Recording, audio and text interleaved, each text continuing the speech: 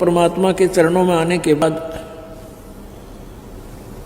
अपना दुख अवश्य रोना होता है कि मुझे ये पीड़ा है, लेकिन अन्य डिमांड नहीं करनी चाहिए। जैसे डॉक्टर के पास हम जाते हैं, उसके पास अंडर ट्रीटमेंट होते हैं, तो डॉक्टर को हम अपना दुख तो हम बता सकते हैं कि जी यहाँ पीड़ा है, ऐसा दर्द है, ये तकलीफ है। फिर वो उसको कैसे सेट करता है, कैसे हमें स्वस्थ करता है, ये काम डॉक्टर का है। फिर डॉक्टर के ट्रीटमेंट में बाधक नहीं बने, उसके द्वारा बताए गए परहेज को शुरुआत नहीं करे, तोड़े नहीं, तो फिर वो स्वस्थ हो जाता है। इसी प्रकार ये परमात्मा परमेश्वर कबीर जी का एक हॉस्पिटल है, ये दास उसका नौकर है।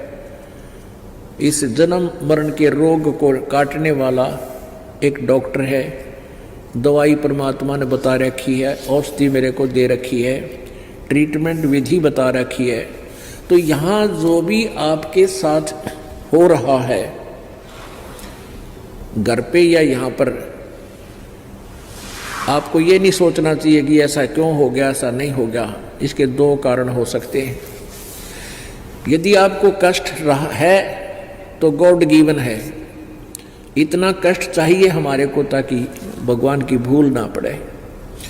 और कष्ट आपको अधिक बढ़ गया है तो आपका नाम खंड हो गया है, आपने डॉक्टर की मर्यादा निभाई नहीं है, जिस कारण से आपको पीड़ा बढ़ी है। वैसे नहीं बढ़ सकती। औषधि ठीक से यूज नहीं की या कोई परहेज तोड़ दिया।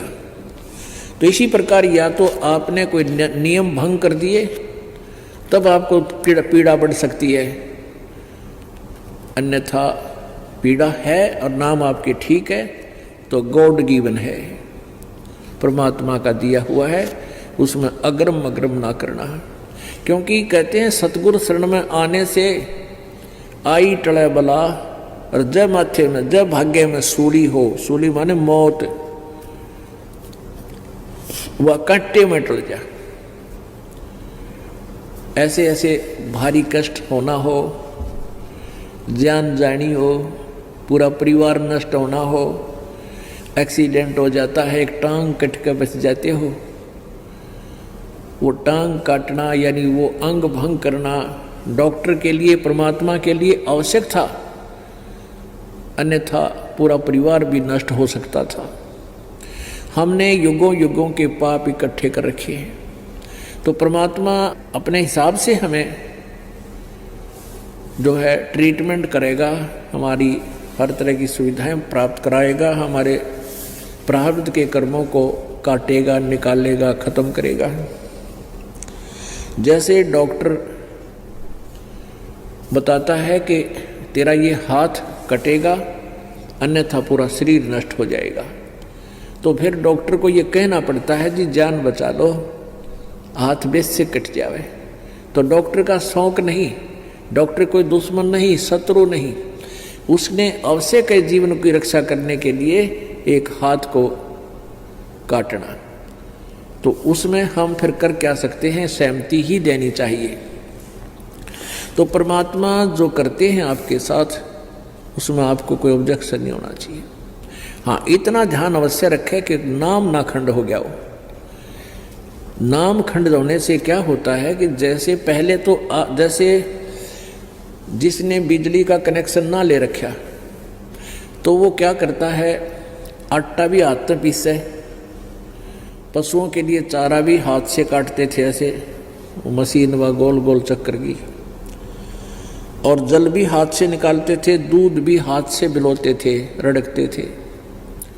फिर ले लिया कनेक्शन, अब बटन स्विच ऑन कर देते हैं, अपने आप तो आटा पीसा जा रहा है और अपने आप कट कट कट कट सानी यानी चारा काटा जा रहा है। बटन दाब दिया, अपने आप मोटर सुर सुर करके नलका पानी का जो है ना बाल्टी भर देती है। और आपकी नालायकीतें, गलतीतें, बिजली बोर्ड का बिल ना भरने से आपका कनेक्शन कट जाएगा, या किसी अन्य कारण से आपका कनेक्शन कट गया, तो फिर आपको पावर नहीं आएगी, पहले जो पावर से काम हो रहा था वो बंद हो गया, फिर आप हाथ से कितना कर सकते हो ये अंडरस्टूड है। तो ऐसे परमेश्वर कबीर जी की शरण में आने से आपका सब कार्य उस ईश्वरीय शक्ति से होगा, कबीर परमेश्वर जी की पावर से होगा, और फिर परमात्मा की पावर से जो काम होगा वो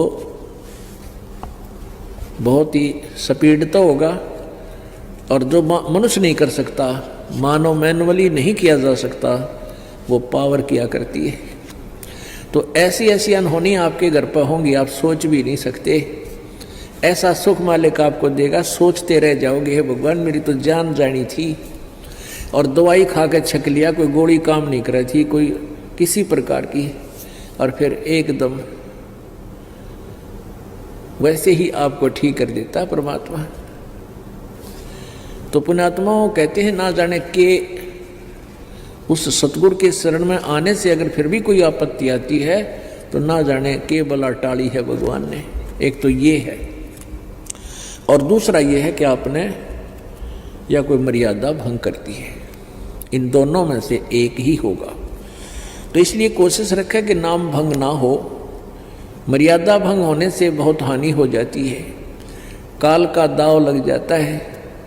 परमात्मा कहते हैं जब लग हंसा हमरी आना, और काल लगे नी तेरा बाणा।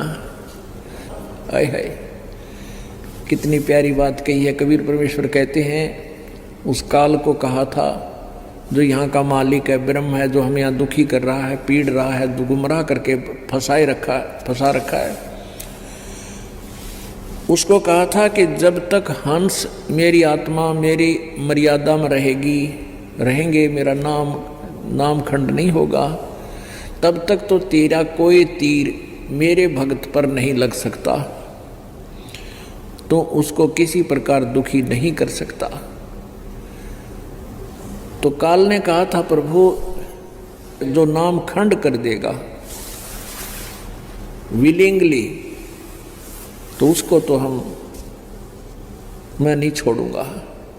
तो परमात्मा ने कहा था भाई जब लग हंसा हमरी आना, और काल लगे नी तेरा बाना। कहे कबीर सुनो धर्मराया, हम शंखों हंसा पद परसाया।